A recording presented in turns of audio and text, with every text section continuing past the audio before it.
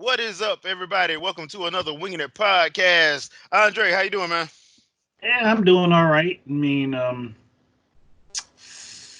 Yeah, I don't have nothing clever to say this time. All right. And we got our good buddy, Mr. Action Jack. How you doing, man? I'm good, man. Busy, doing a lot. But I appreciate you for having me. Yep, no problem, no problem. So this week we have well, let's go on and start this off with our serious moment of the week, brought to you by Konami. Uh well, more importantly, the Konami code. Kazuhisa Hashimoto, I hope I'm saying his name right, the creator of the infamous up, up, down, down, left, right, BA, start, passed away last week. That code has helped me through many a Contra game. Because let's be Yes. honest, I think most people made it through Contra because of that code. Yeah. because It was a rare occurrence to actually make it through a Contra game Yeah. without that code. yeah, yeah. And the to read the story behind it, how he couldn't do it, that's why he put it in there and forgot to take it out. Mm-hmm. I'm The like, game thank that they you. just left in. Yeah, I'm like, thank you, dude. You don't know how, because there would have been a lot of people who would have been mad about that. Because Oh, definitely. Contra was one of those games that it was ridiculously hard for no apparent reason. Like there was Yeah, no rhyme or reason to the difficulty spike in that game. and trying to memorize the patterns did not always work. Yeah. No, not at all. Mm-mm. And You could know the enemy's coming and still not be able to stop them. It's yeah, just because your reaction time would have had to been ridiculous. I'll you just put it like basically that. you'd have to be a was it the task bots? Yeah, Yeah, task bots.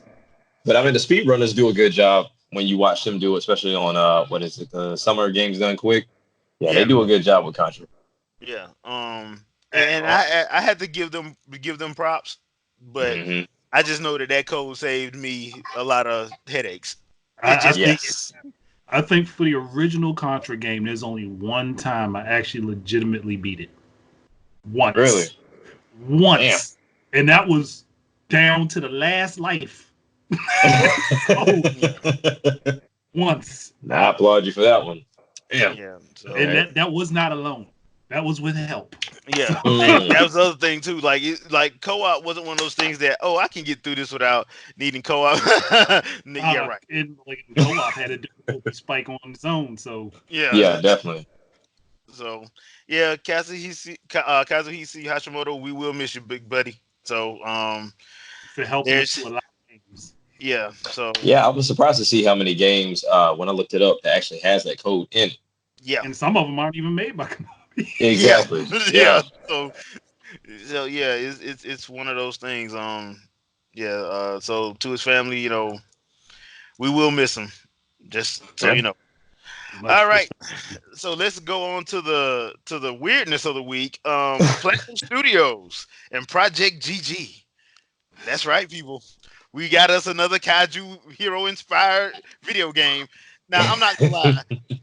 When I first heard about it, I thought, how did they get the Beautiful Joe trademark from Capcom? That's the first I thing didn't think they got the Beautiful Joe trademark. I just thought that they were hinting toward a game like Beautiful Joe, Yeah, but something exactly.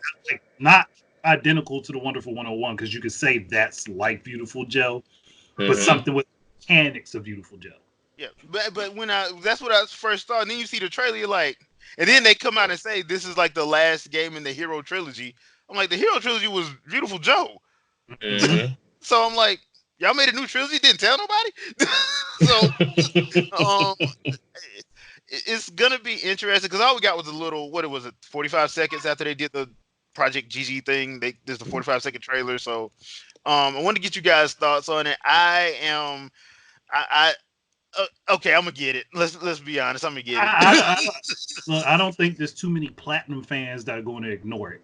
Yeah, Exactly. They're going to be like, "Oh, okay," and, because like I think this is them taking maybe not all of the resources that they had from Scalebound, but some uh, of them. Because Okay. that's what it Yeah. seems like to me. I'm not. I mean, that's just an assumption. well, I could be wholly wrong, but I can see that, seeing as how that freaking big kaiju did look like that one of those dragons. yeah. So Mhm. Yeah. So I Jay, just wonder what they're gonna call it. Oh, yeah. So what do you think, Jack? for me, being a Platinum fan is getting picked up regardless. Um, so so either way, it could have looked like trash. I would have given it a shot. They're like, hey, look, Especially Platinum made it. Here's my exactly because I was one of the first ones when Wonderful 101 got announced. It was being remastered. I'm like, okay, I'm in. I beat the game on the Wii U, but it was something that everybody missed, especially for the crowd that was like, oh well, I can't do the touch screen. I was like, well, use the right stick because that's what I was more effective using the right stick and seeing people on YouTube teach you how to put combos together. So seeing this game come in and just wanting to see more of it, regardless, I'm gonna buy it, but it does look interesting. And to see the kind of like the route that Platinum's on right now, I'm kind of interested to see how they handle a game that belongs to them and that they're not licensed out to do. Yeah. Which means we know it's going everywhere except Microsoft. It's going everywhere. Plus, that also means that they get the majority of the money from it, which will exactly fund their projects, which is a good move for them. Yeah. So that means that we'll have some Platinum originals that they own. Yeah, that Capcom doesn't. Beautiful Joe. God Hand. I would love to see it. God Hand come back, but hey. Yeah, I mean, because and let's be honest, the Wonderful 101. I will tell anybody the Wii U got such a bad rap to the point where I'm sitting here like, if you complain about them doing a Kickstarter and then getting mad at Nintendo for not, Nintendo did back it, but they can't back the whole thing. They can't back it for everybody else. To sell it to somebody else. Yeah. That's that's dumb business. But they did give them money because if you realize they had already broken over before most of the people had launched and put the money down for the Kickstarter. They only got the Kickstarter for Steam and PS4. And PS4, yeah. They basically did the Kickstarter to make it multi-platform. Yeah, exactly. That was the purpose. If the Kickstarter was unsuccessful, it would have just been on the Switch. Yeah, that's it. And let's be completely honest. There are gonna be some people who pick up that game on the Switch, and they better not do a video about it. Oh hell no! Oh no! Not do a video just like all those people who all those people that didn't like Zombie U, but then decided to try to pick it up on PS4 and Xbox One, and then had the nerve to complain about it because it don't feel complete. Yeah, you take a major component out the game, it's gonna feel broken. Even with the improvements that didn't happen on the Wii U, the Wii U version of the game is still the best one. Exactly. Hands down. So I say that to say this. Look, I'm looking forward to it. We did get release dates for the Wonderful 101, and it's soon. It's I think it's very soon. Yeah. So I'll probably pick up the Wonderful One because look, I'm gonna be completely honest. The Wonderful 101 has an excellent story. If you are a parent, though, it's not for children. No, it's not. Not at all. Especially there's one particular person. She has a little bit of a weird infatuation with somebody in this game. Yes. And it involves her having a whip. So let's just say for the sake of argument here, if you have a small child, do not play this game with them around. Yeah, exactly. But like I was, they earned their T for teen rating.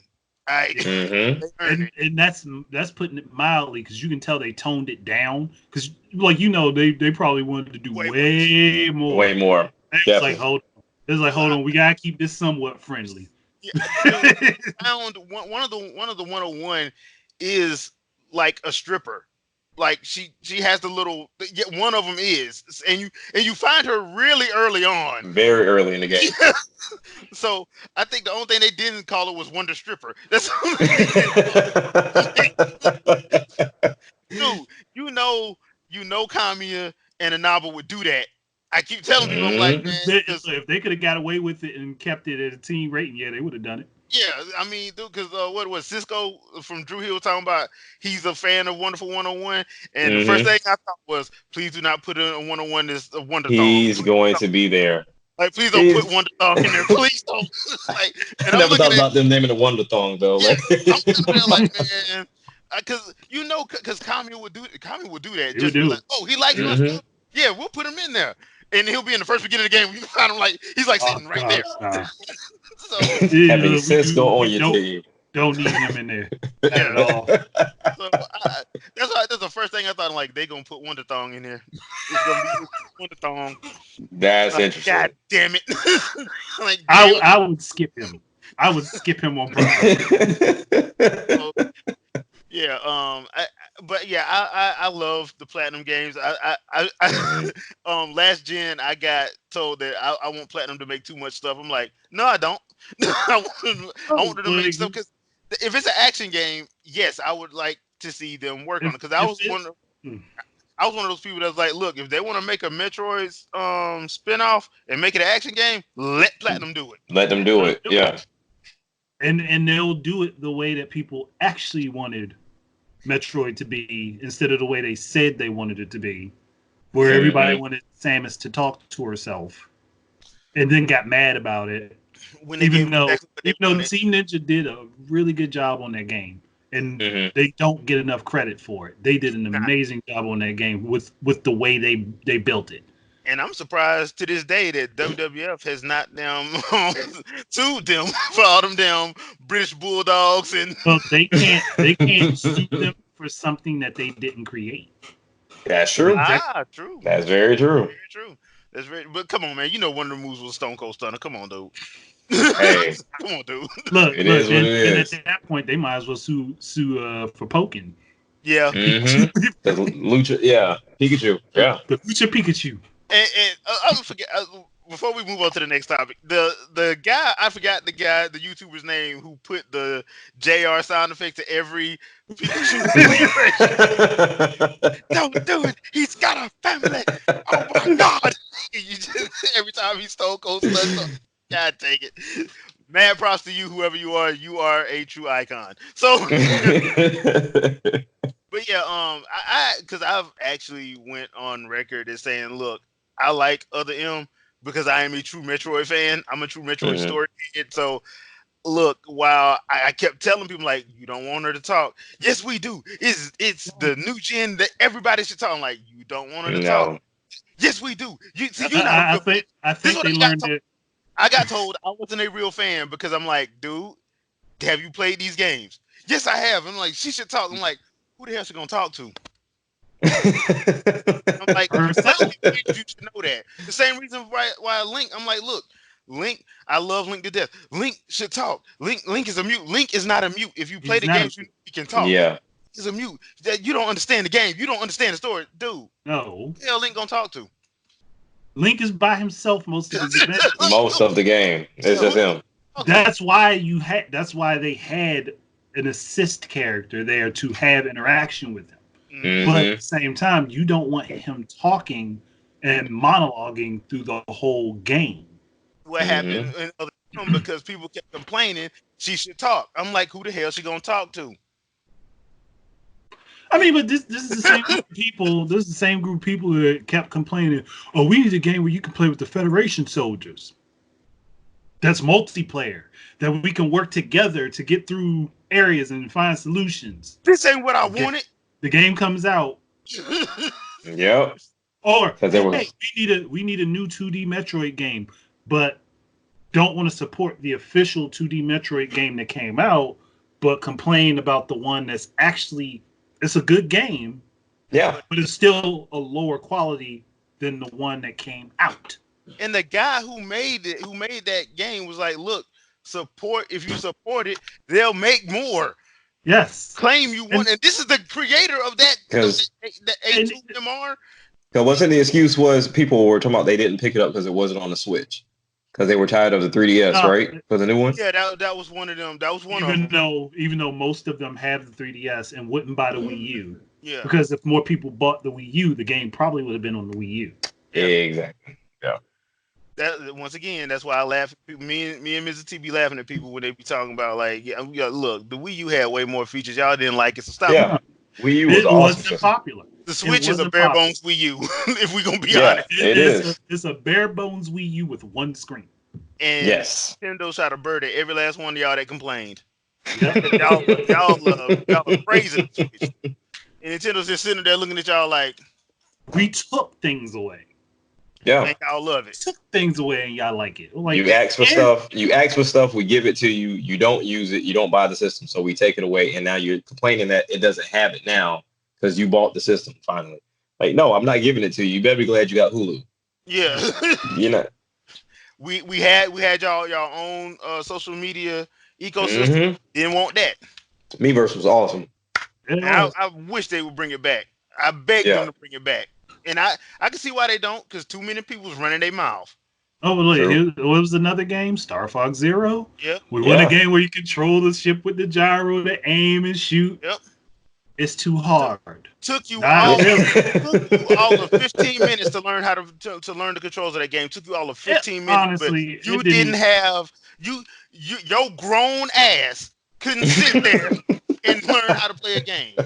No, they just because they wanted to play their way. Yeah, exactly. At the time was 6, could play that game and loved it. But your grown 35-year-old ass couldn't play it.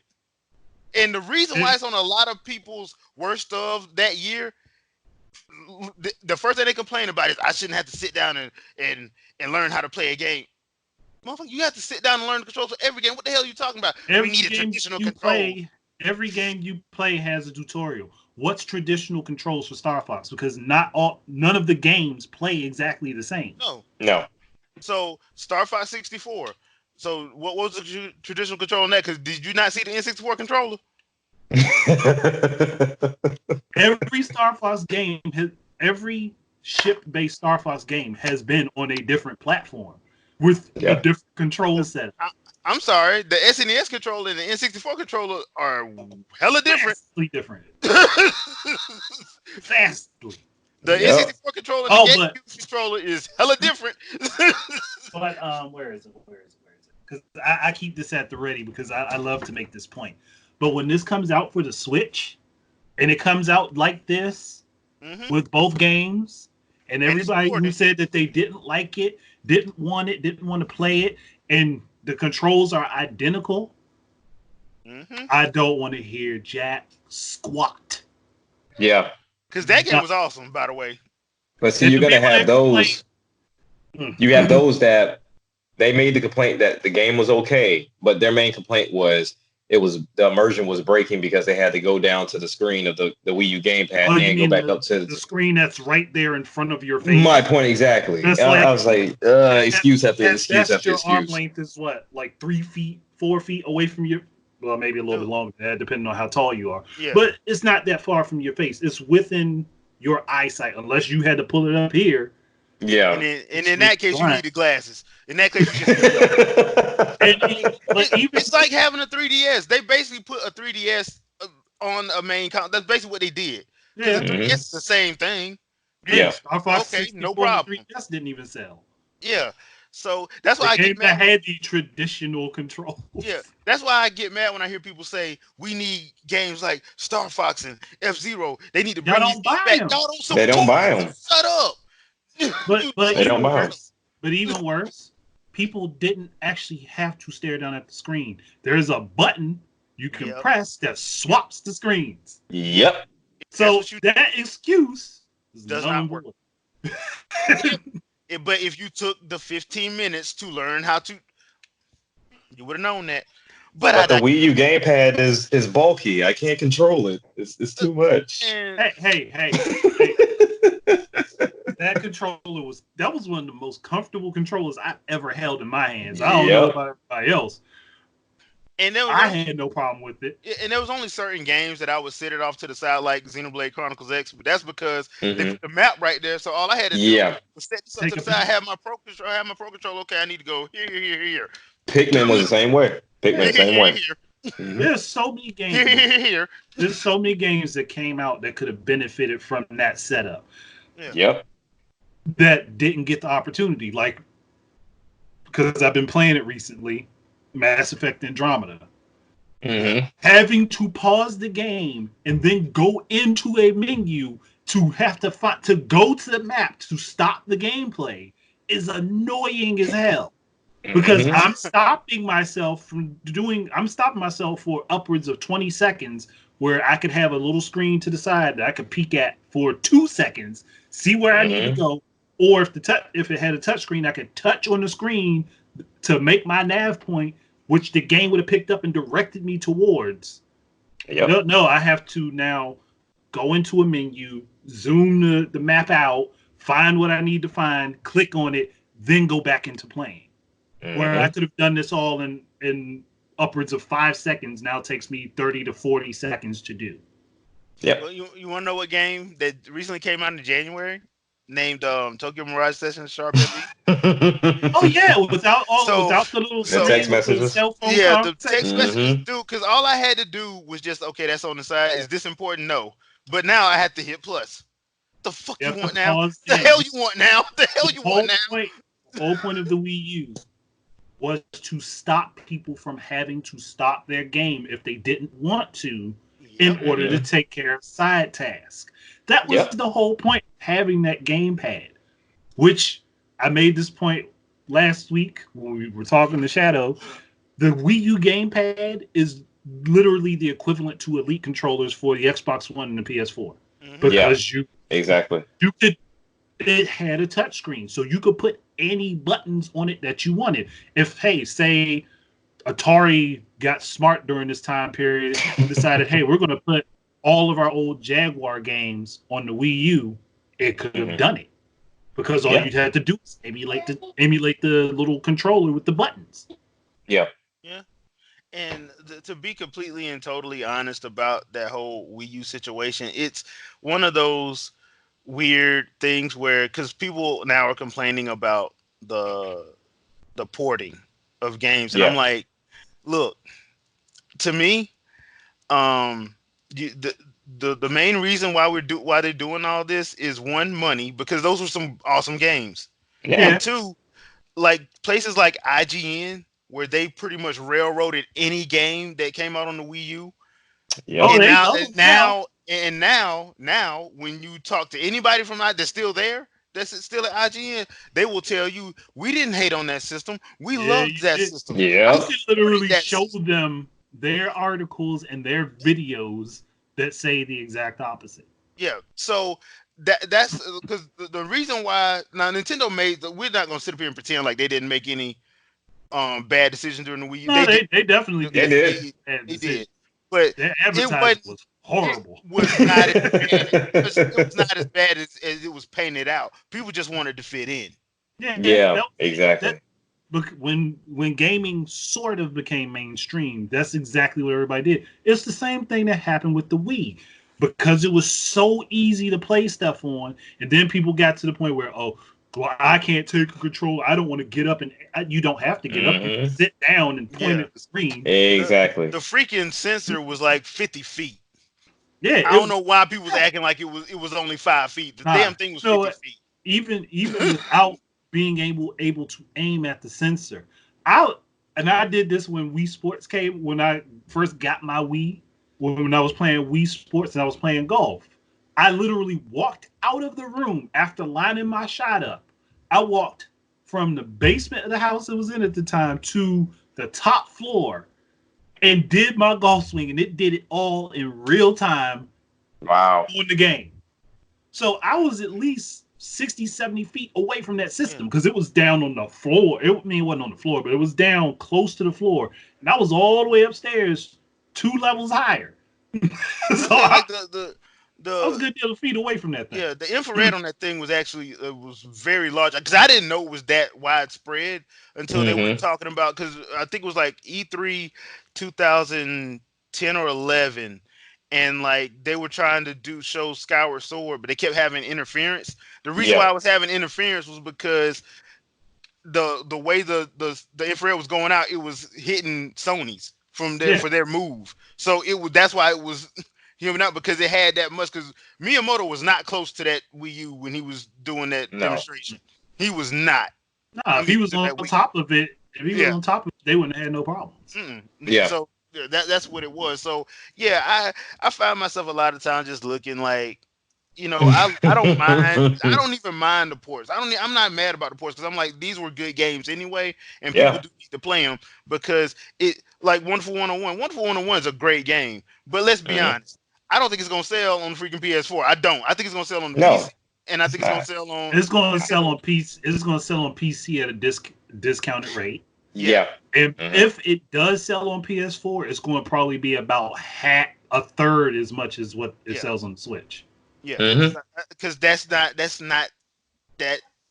T- it's That's not a their game you type have of to game. learn how to play. Like, Yeah, even if it wasn't their type of game, it's a game you literally have to sit down and figure out and master that game Yeah, because I didn't know like half of the stuff until there was this one guy. I wish I knew his name. I would watch his YouTube videos over and over again. That he would do these crazy combos and then just going into Wonder Red, Wonder Blue, switching back to Wonder Red, going into Wonder Purple. And he was just going insane with the combos. And you learn how to play it without either using a touch screen or if you did use it, he was still nasty with that too. But it's a game that is not something you can just sit down, press a couple buttons, and be done with it. It's kind of like the same thing that happened to ARMS. The moment yeah, people found out that yeah, you can use the Pro controller, you couldn't be as effective because gyro controls is how you were really going to get the most out of that game. yeah. you Because one had is to. based on your reflexes. You Yeah. you you can have fast reflexes playing on a controller, but your body is more naturally built to move everything. And the more you Hmm. can put your body into something, the more effective you can do it. Yep. And I think that's what people aren't understanding. Like, yeah, you can have amazing reflexes as somebody who plays video games because you're constantly running through reaction time.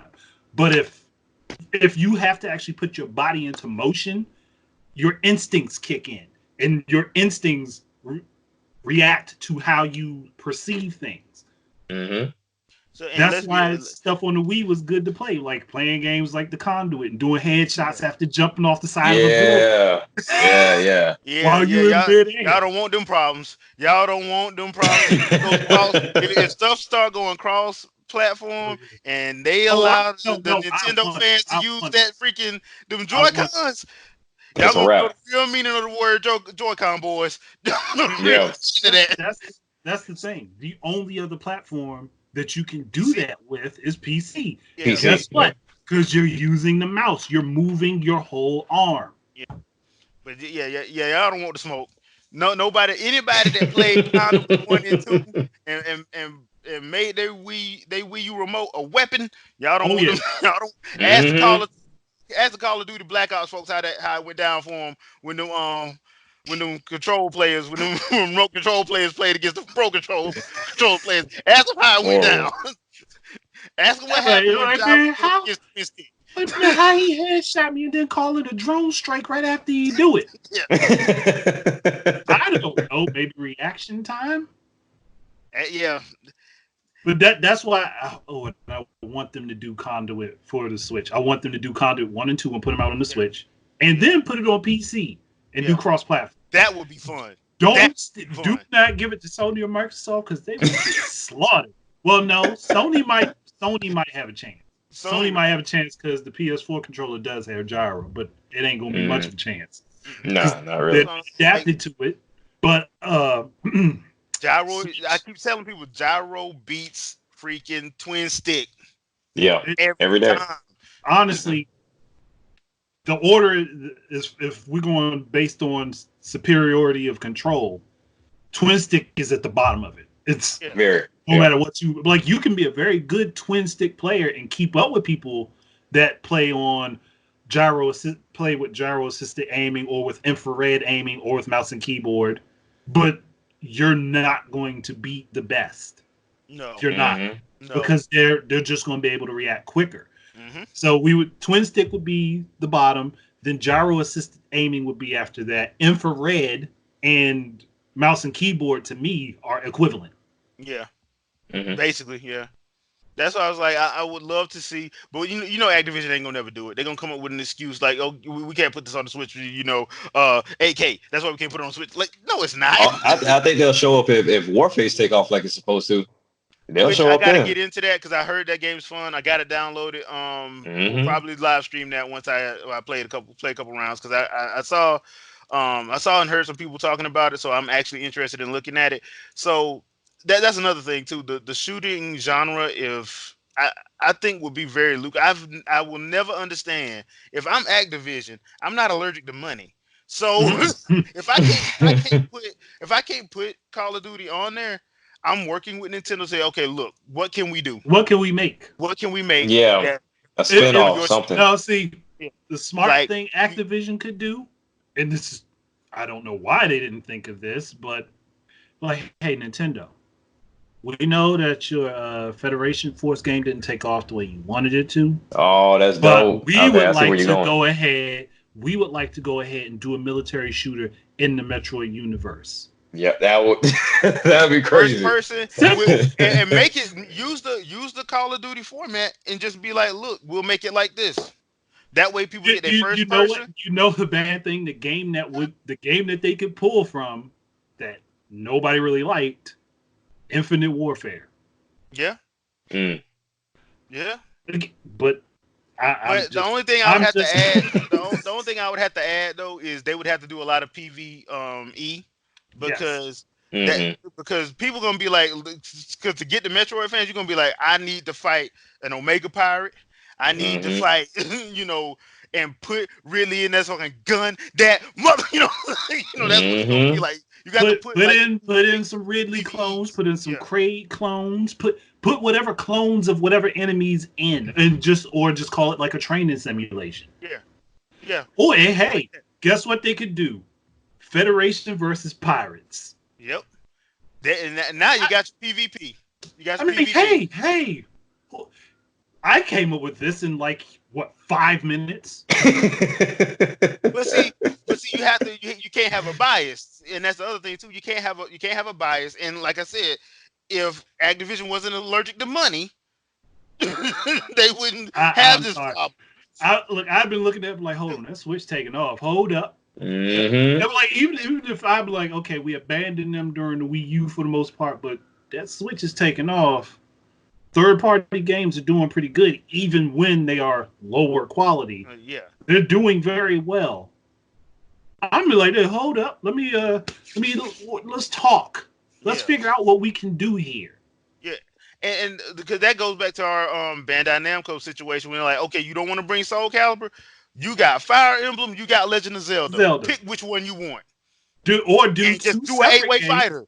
Do 2 separate games and then do a merge of them. Because and you want to know something that I find funny? I promise you, if you do a Legend of Zelda game like Soul Calibur, guess what's gonna happen? All the people that play Soul Calibur is coming straight to the Switch. I mean, you look at Soul Calibur 2. Yeah. The GameCube version took off because of that. It was the lowest selling platform that generation. With the biggest Soul Calibur fan base. Sales. Yeah. Besides the Dreamcast, but that was canceled like 2 to 3 years in America. Yeah. The GameCube was at the bottom of it during that time. Xbox and PlayStation 2 had already outsold the GameCube. So how did the game sell best? I mean, maybe there was a strong Legend of Zelda fan base that wanted to play with Link and Soul. I mean, I just couldn't imagine that was the case. Those Nintendo IPs, man. Can you imagine if they put freaking Ganondorf in there? Yeah, especially if they took the one from Hyrule Warriors. Yeah, they took that and put him in there with the dual wielding swords. Oh man. Man, yeah. The ideas are on the table. They just. That's why I'm like, hey, Ubisoft, y'all got Assassin's Creed, and we know that you took most of the mechanics from Twilight Princess. Why not go ahead, Nintendo? Let's work on doing a Sheikah game. Yeah. That'd be dope. And if we really wanted to be sneaky, let's go ahead and do a game for the Gerudo based on the Prince of Persia, the old school Prince of Persia, the 2D ones. And can we get like 5% on the amiibos we're gonna make? Again, we know that Nintendo, them Zelda fanboys love them damn amiibos. They can make so many. They can make so many. so many of them, and people would buy them without even questioning. Even if they don't buy the games, they would buy the amiibo. Yeah. And again, I've talked about all of this before, and it's like Too much. not even money on the table. Like if I was any of y'all CEOs, I'd be like, okay, I see an opportunity for money there. I see an opportunity for money there. Let's do this. You would think that like the people at the top would be like, okay, it's taking off. What can we do? Because we can't put our stuff on there. We already understand it. We understand the game. Our developers they trash, so we know that. So let's do. They lazy and they trashy sometimes. So let's do this. Let's do something for them. Let's work on doing something for them, and we'll make some quick cash off of it. Yep.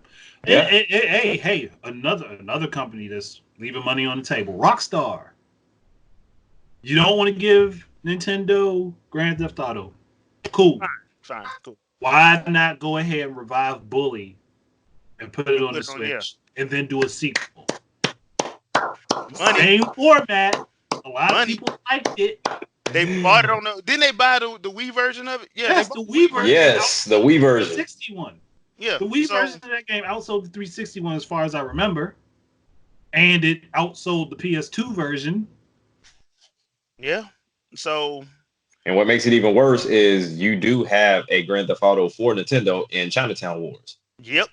That actually outsold the PSP version. Yeah. I was gonna respect Nintendo's handheld down. Man. And you got a system that people want to buy games for because they can take the system with them. They can play it on their TV, and then they can take it with them on the go, which means that they're not wasting hours on those games. Or if they can't play the game for a long period of time, they can pick it up real quick, play it for a few minutes, save it, and then shut it down. That's why the Switch is popular. That's the main reason it's popular. And another honest point. Half of your board is playing the Switch right now while they're listening to your conference call. Thank you. Yes. Thank you. I do it all the time when I work from home. Yeah. All the time. They got their Switch in their hand. Yeah, that's right. That's right, Johnson. We're gonna get them numbers to you next week. Yeah. Look, they sitting there like we're gonna get this. Hold on, let me get this headshot real quick. Boom. Okay. Next week. So this is what, like, if I could get to work with Nintendo, I would be a liaison to these companies and pitch them these ideas. Yeah, I would do that.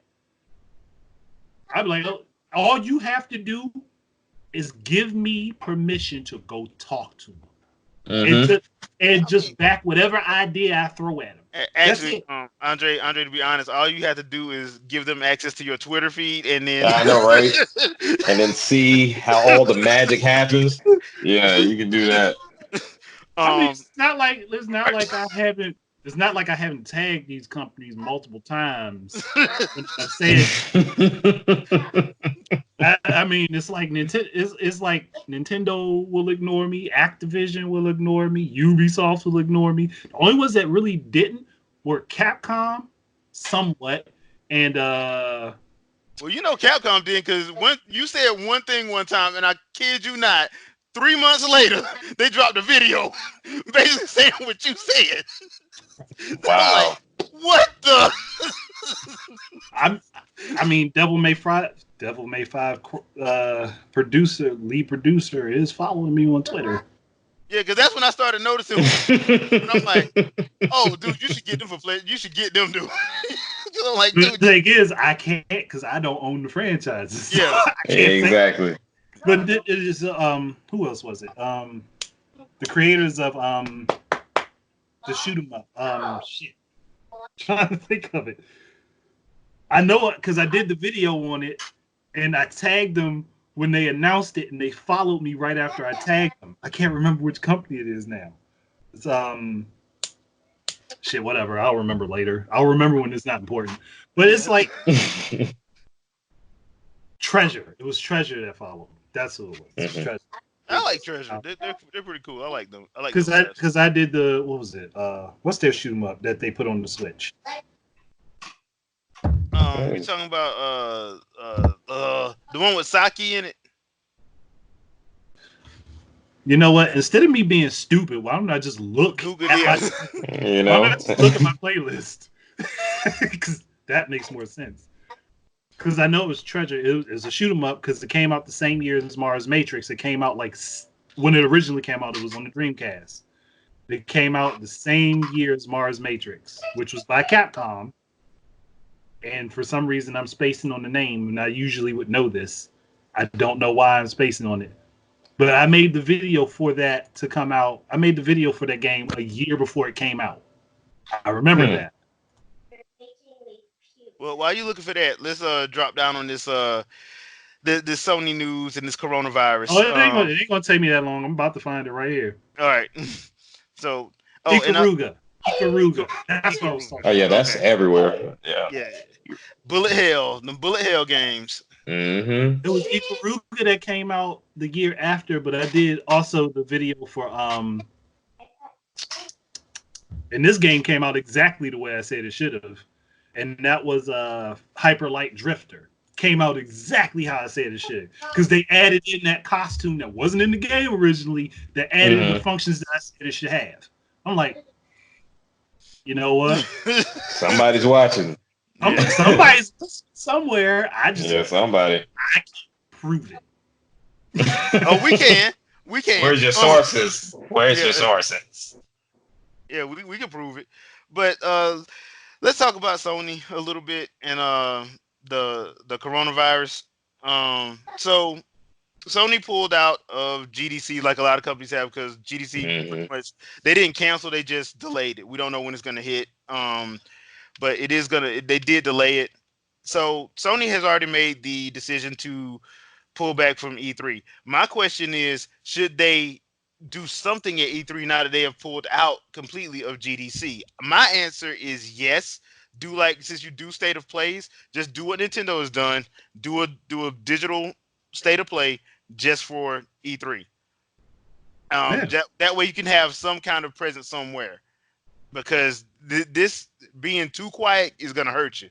Yeah, it is. In a year where you are we don't know if this is going to release or not, because I have a strong feeling that they're not going to release those consoles this year. I think they're going to be in the first of next year. But you can at least start replying to some of your fans, because some of the Sony fans have been like, okay, dude, we ain't heard nothing. All y'all did was throw some Photoshop of a PS5 logo and think that's enough.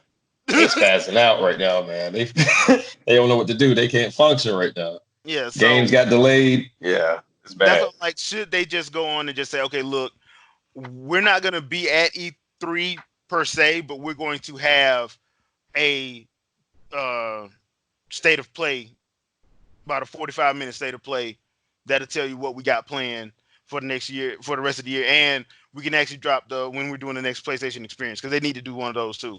They definitely do, because they're leaving so much. I get their concerns. I understand, but they are leaving so much open space for somebody else to get the attention. And you don't want to leave Nintendo taking all the attention, because we know Microsoft isn't getting much. So you don't want to leave Nintendo getting all of the attention. Yeah. For the second straight year. For the second straight year as far as E3. Second straight year, yeah. I mean, even when Nintendo didn't have all of the attention. Remember back the last year of the Wii U, they only took one game to E3, and it came out to be the best rated E3. Yeah. So you don't want to leave them with a bunch of titles that they haven't really said much about to drop all at once, with you having nothing of your own to draw attention to. And you weren't at the previous game conferences. Yeah, you do not. No, not at all. They were quiet last year.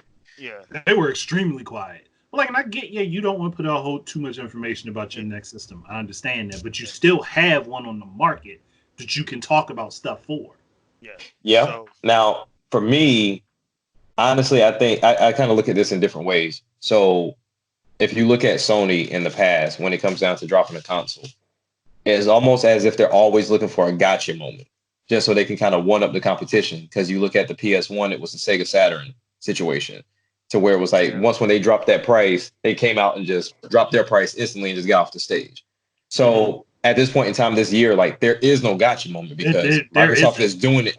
they're doing things the right way. Nintendo's not slipping up, so you couldn't even do what you did I guess you could say previous generation, however you want to call it, to where Microsoft messed up with the whole DRM thing, even though I feel like Sony was going to do the same Oh, no, thing. they were. That's why their conference was delayed an hour and a half. They were doing it. They were going to do that.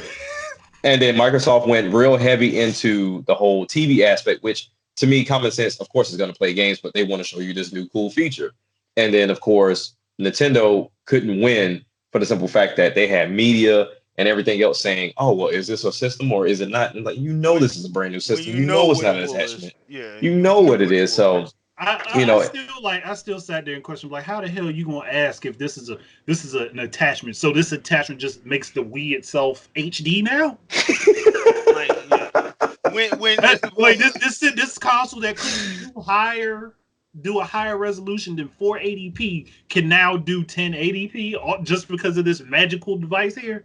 Yeah, and then and you were at the press junket in 2011, the year before, so you already know all this. Thank you. Dude, that's when I first got mad at IGN. That's when I first especially Brian Altano. Yeah, especially Brian. Because now Brian, if you ask Brian Altano now, I was one of the few people here that was defending the Wii U. Oh, you weren't. No, he was not. So who was it that called him out? It was Kazurai, wasn't it? I think so. It was Shohei. Oh yeah, it was Yoshida. Shohei like, Yoshida. You're a fanboy. Him, Brian Altano, and Colin Moriarty were sitting up praising him, and they were trying to throw shade at the Wii U, and Shuhei stopped the interview like, "Wait a minute, I have 2 Wii U's. What are you guys talking about? Are you guys fanboys?" And he said it just like that. He like, "Are you guys fanboys?" The next week, all 4 of them was on the podcast. Trying to explain why they were not fanboys. I'm like, you gotta be shitting me. Wait, but this is also the same man who sat and proudly said, "I got 2 Wii U's and I'm banned off Miiverse on both of them." He said that proudly. Wow. Like that's an achievement. Yeah. Wow. He was banned off Miiverse for advertising the PS4.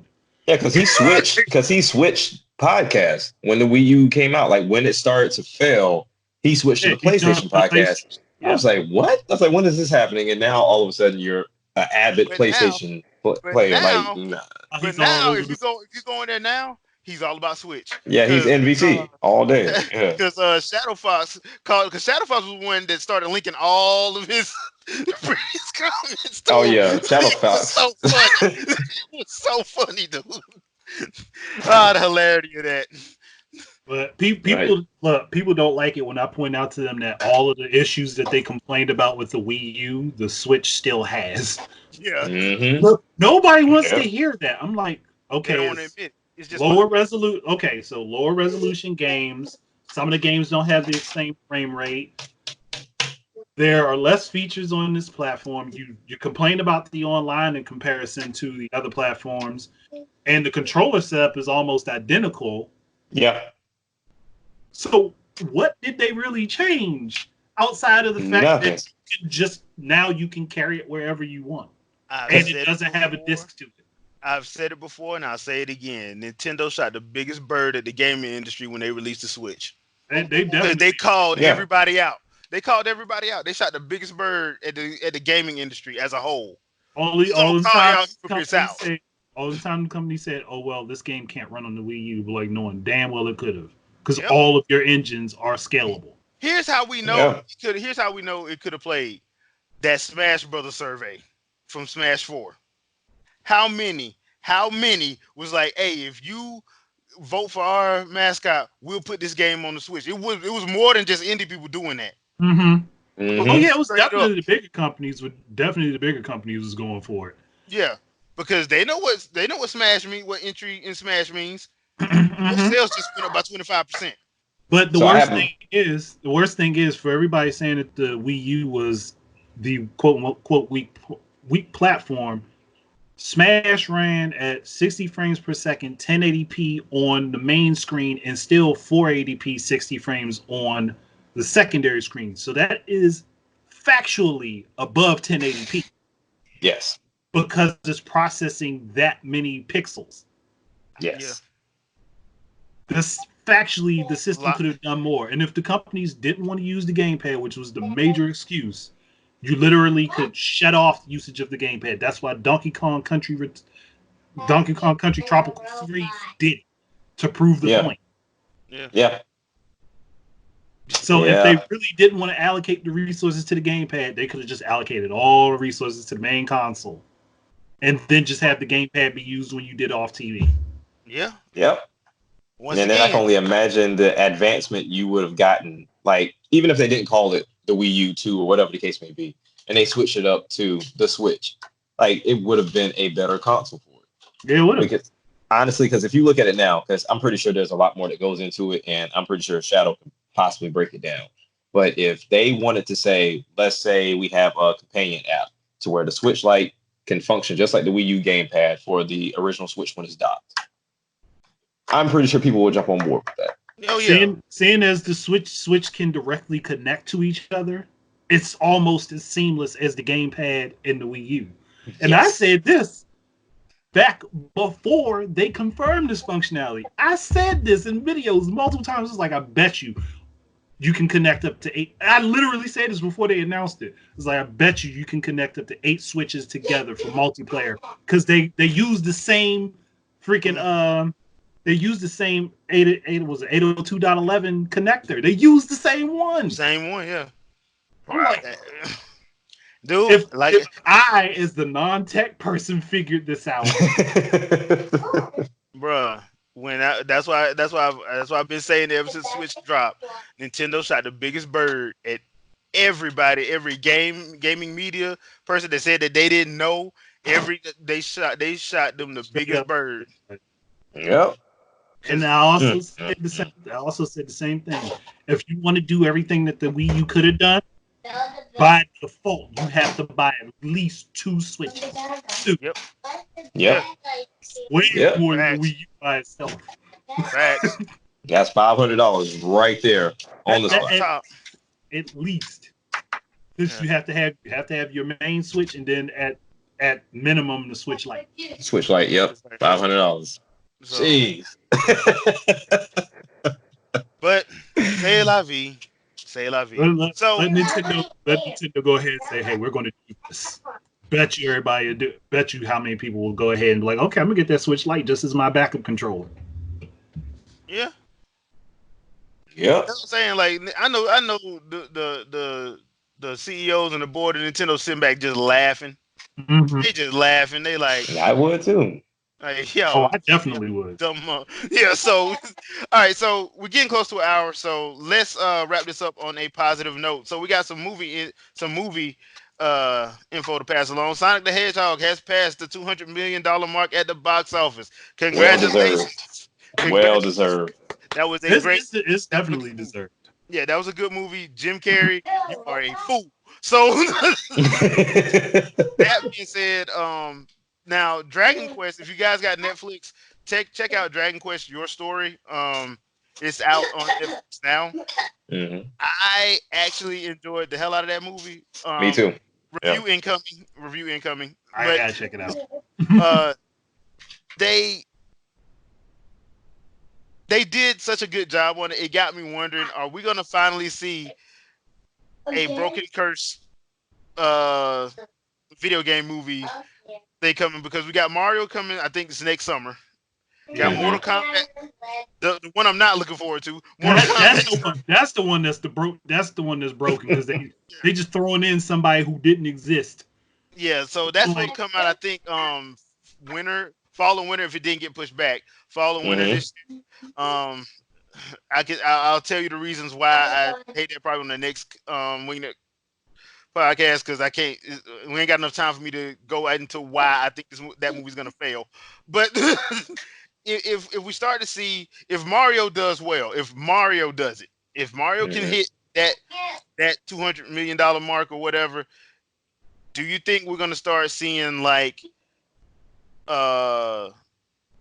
more? Like, I'd say not everything, but like possibly like Well, we know Uncharted's coming. Well, we think it's coming because they didn't have like 8 different directors and 20 different writers. But That needs to be done from the ground up all over again. yeah, I They mean, really just play the game. That's a movie in itself. If you just play the basically. game, I don't know But why.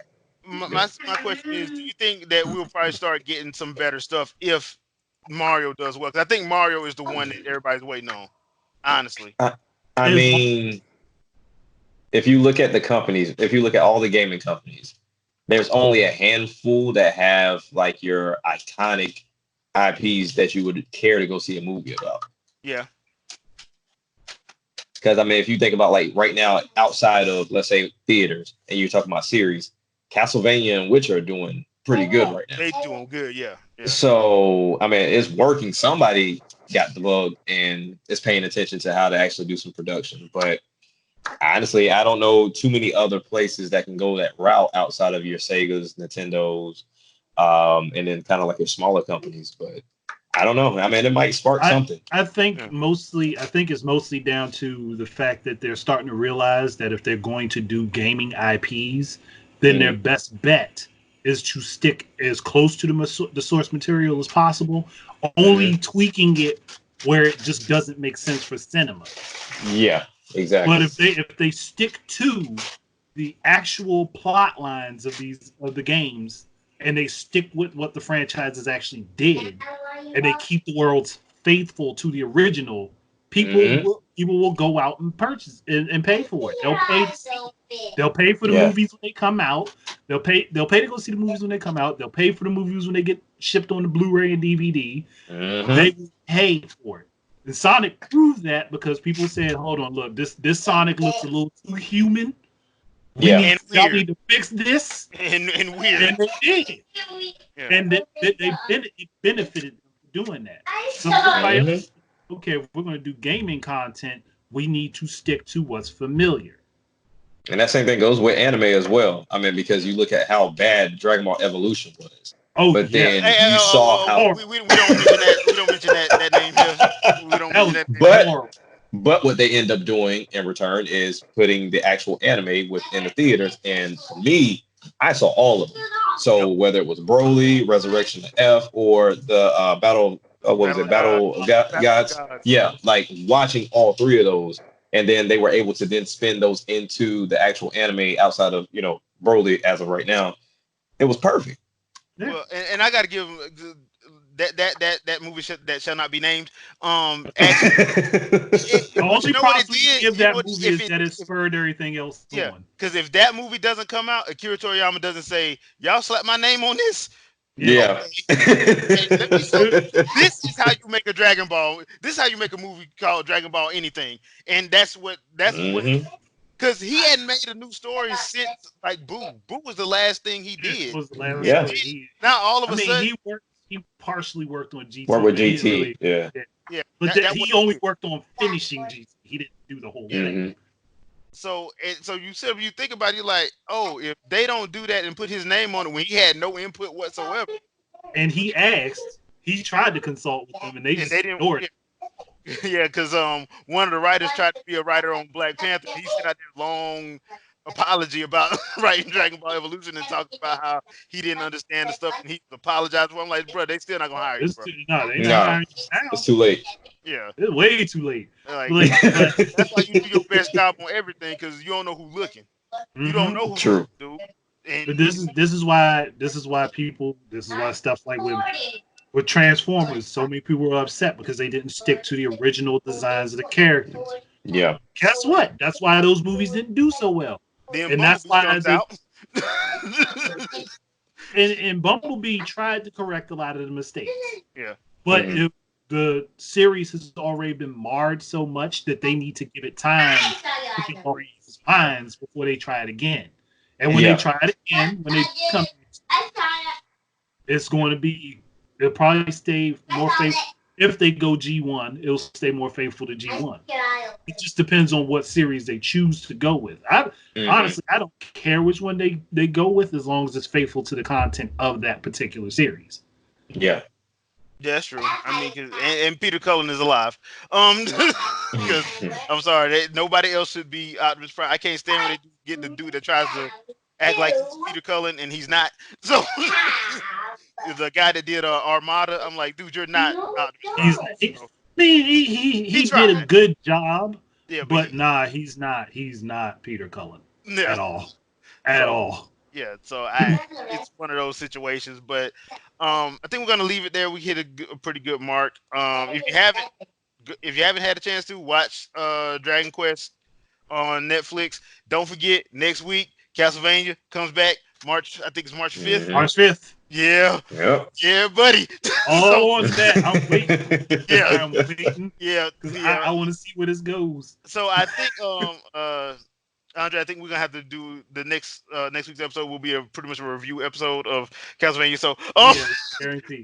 we're telling y'all ahead of time just so you know we're gonna probably be talking about Castlevania the entire hour. So I mean, outside of maybe small tidbits, because there yeah, are little things that I think could be inspired by Castlevania, but I want to see the season 3 first before yeah, talking about it. So yeah, we'll see. yeah. We'll see. But Jack, you got anything you want to pimp out before we get out of here? Yeah. Actually, brand new podcast called Insightfully Ignorant. We're trying to do a weekly thing. New to the podcast is definitely touching on a lot of subjects that just really don't get discussed. We just posted our very first episode, and Apple just approved us today, as far as I'm concerned. Um, and it's about men versus the family court system. So go check it out on Spotify, Apple, Stitcher, TuneIn, and you can also do it through Alexa as well, if I'm not mistaken. And Google So Play. And Google Google Play. Play. Google Play. Yeah. Yeah, definitely. So That's why I definitely was check listening. that out. The gaming channel is coming back on March 13th. I'll be doing an unboxing of the Animal Crossing Switch that's coming out. Starting to do my streaming stuff again on Mixer with the Animal Crossing series. So just trying to get right back into everything outside of doing the music and trying to post beats here and there on the music channel as well on Music Grounds. And yes, it's a lot. It's a lot of stuff going on. Trying to keep myself busy, man. Go. And do check that podcast out. It is dope. It is fire. Just Thank check it you, out. thank you. I'll try to Definitely worth listening to. yeah, I will try to link as many of the links for it as I can, but just remember you can't find it on all of those places. Andre, anything you want to pimp out? I mean, outside of me doing my normal videos, I do have a couple of announcements because I'm working on a new book. I'm actually working on 2 or 3 new books at the same time. Oh, wow. So Okay. I got the writing bug. I might as well go with it. Mhm. And I'm going to try to bring back my Cross Zone series. I don't know when I'm going to bring it back, but I've been having the inspiration to do it, and those are my normally well scripted videos that take like an hour to watch, but like take me 3 or 4 days to actually to do an edit. And I'm going to be bringing back the Gamer Idea Foundry podcast in April.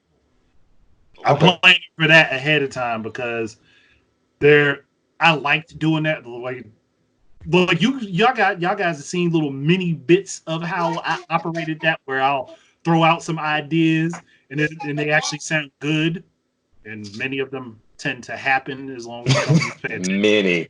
Capcom. I mean, because we can't say that I did not say at one point that I wanted to see a Contra collection, and then the next day it happened. So Yeah, that did happen. And that no bull, it was the very next day. Yep, it was. I remember it. Yeah. Or That was hey, hilarious. talked about Saints Row going to the Switch as a series, and now 2 of the games are on the Switch. So when are the other 2 happen? Again, Yeah. that's why I want to do the Gamer Idea podcast again. Gamer Idea Foundry podcast again, because I enjoyed doing it, and we always came up with some funny things that would work for series, and also things that were funny. So I want to bring that back, and I'm going to limit it to 4 people being on the podcast at a time. It's not going to be live, unfortunately. Figure out, but it's coming back. It's going to be done. I'll probably do 2 a month. I'm not going to try to do it weekly. I'll probably do it bi-weekly, but it just depends on how it goes. But that's it. Okay. As for me, just gonna have gameplay coming up. There are a lot of games coming out, so don't be surprised if you just see me posting a lot of little arcades here and there. I'm gonna try to start back doing some Let's Talks, but I want them to be positive because too much negativity and not enough love in the air. You know what I'm saying? It is not enough love. You know what I'm saying? That You got depends on love. you gotta be like your Yeah. '90s R&B singer that just reaches for air.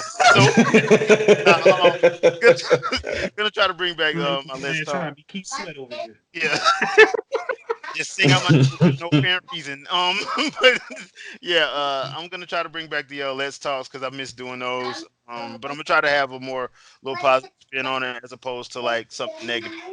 Other than that, though, be on the lookout. I still do my fresh takes and stuff. Matter of fact, me and Mrs. T getting together for another therapy session because Marvel. But yeah, Uh-oh. we got another therapy session coming just because I need some therapy. And look out for that. And we will see you guys on our next video. Thank you for watching. As always, we do enjoy doing these podcasts. Hmm. And we'll try to keep going as long as you guys love them. So see you on the next one. Wakanda forever. Peace out. Peace. Hey, and if any developers want to join in, just let us know. Yes. That's right. Hold on, before I get out of here, yes, we did do an awesome podcast last week. Look, I put out like 8 winging it podcasts last week. Get over it, right? But the main one, episode 9, we had guests, so we did have a good time. So look, if you're indie or you're a main developer, you want to hang out with us, we do not discriminate unless yes we do, but it depends on but it depends on who you are. Like, I'm just dope. You know how I play. But yeah, we would love to have you if you want to be on. Like I said, if you see this, you know how we act. This we try to be laid back and hilarity ensues. So if you do want to join, or you know somebody that hey, y'all should try to talk to these people, let us know. We'll reach out to them. Hmm. What happens? Once again, as always, thank you for watching. Appreciate you, and we'll see you next week. Peace.